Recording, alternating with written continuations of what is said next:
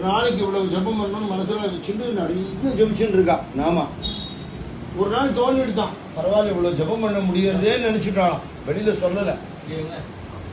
யோகி சொன்னாரா, தேவிக்கு you think that you are doing that ஜபம்?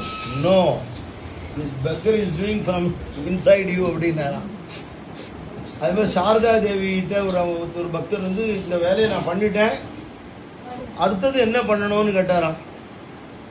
நீ கருவி தானே, கருவி கேள்வி கேட்காதே, நான் தானே கர்த்தா அப்படின்னு. அம்மா அது எந்த ஒரு காரியம் பண்ணினாலும் இந்த கிரெடிட் எடுத்துக்கிற ஒரு துர்குணம் நம்மளை விட்டு போகணும். நானா இருக்க இது பண்ணேன், என்னாலதான் இது பண்ண முடியும், நான் எப்பேற்பட்டவன் தெரியுமா அப்படின்னு நம்மளே காலார்த்திக்கு விட்டுக்கிறோம் இல்லையா. வாஸ்தவத்தை பகவானுடைய கிருபை இல்லாம நம்மளால எதுவுமே பண்ண முடியாதுங்கிறது தான் நிஜமான உண்மை. என்னைக்கு அந்த சைத்தன்யம் நகர்ந்துட்டோ நம்ம குட்வார் நத்திக்கா போயிட போறோம். இன்னைக்கு நமக்கு இவ்வளவு காரியம் பண்றோம் நம்ம நினைக்கிறோமே, அதை பண்ண வைக்கிறவர் அவர் தான்ங்கிற பாவனையோட ஒரு பக்தர் வந்து ஒரு பிரம்மச்சாரி வந்து சாரதா தேவி காலத்துல உத்போதன் அப்படின்னு ஒரு புக்கு வந்துருக்கு பெங்காலியில்.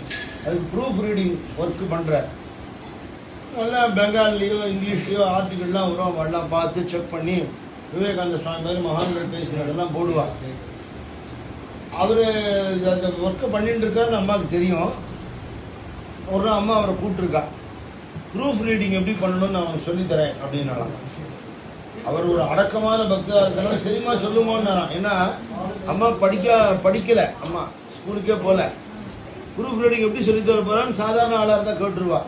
ஆனா அம்பாளுங்கிற எண்ணம் இருக்கனால அவர் சொல்லுங்க அம்மா.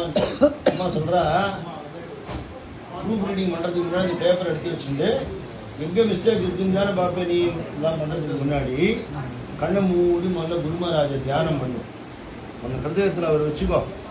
உங்களோட ஒரு காரியம் பண்றதுக்கு எனக்கு நீங்க பாக்கியத்தை கொடுத்துருக்கேன், உங்க கருவியா நான் இருக்கேன், இந்த காரியம் நல்லபடியா நடக்கிறதுக்கு அனுகிரகம் பண்ணுங்க வேண்டிட்டு ப்ரூஃப் ரீடிங் ஆரம்பிங்க. ப்ரூஃப் ரீடிங் நடுவில் கேப் கிடைக்கும், அந்த கேப் கிடைக்கும் போது ரொம்ப அரட்டை அடிச்சுடாத, அது ஒரு தபஸ், அதுக்கு டிஸ்டர்பன்ஸ் வரக்கூடாது. அந்த கேப்ல அவரையே தியானம் பண்ணி ஜபம் பண்ணிட்டு முடிஞ்சதுக்கு அப்புறம் இன்னைக்கு இந்த சேவை பண்றதுக்கு எனக்கு ஒரு பாக்கியத்தை கொடுத்து குருநாதா உங்க சரணத்துக்கு இந்த வேலையை நான் புஷ்பமா அர்ப்பணம் பண்றேன்னு ப்ரூஃப் ரீடிங்கு மட்டுமில்லை எந்த வேலை பண்ணினாலும் நான் கருவின்னு நினைச்சுக்கோ, நீ கர்த்தா கிடையாது அப்படின்னு சொல்லி கொடுத்தாலாம். இப்ப அந்த பதம் அதுதான் வருது, சர்வ கர்த்திருத்துவ போக்திருத்துவ. நான் இதை பண்ணினேன், இதோட பலனை நான் அனுபவிக்கிறேன், போக்திருத்துவ நான் தான் இதெல்லாம் நியமிக்கிறேன், இதெல்லாம் ஆர்கனைஸ் பண்றேன் அப்படின்னு தோணிடுறது இல்லையோ. வாஸ்தவத்தை நம்மளால பண்ண முடியாதுங்கிற எண்ணம் நமக்கு இல்லையே. அதனால அதை சுவாமி நீக்கிறவர். சர்வ கர்த்திருத்துவ போக்திருத்துவ நிகழ்த்திருத்துவ விவர்ஜிதம். வேத ஆகமங்கள் மட்டும்தான் சுவாமியோட மகிமையை தெரிஞ்சுக்க முடியுமே தவிர நம்ம புத்திக்கு எட்டாதவர். அதுக்கு முந்தி தோட்டக்காட்டலத்தையும் கடைசி பேரால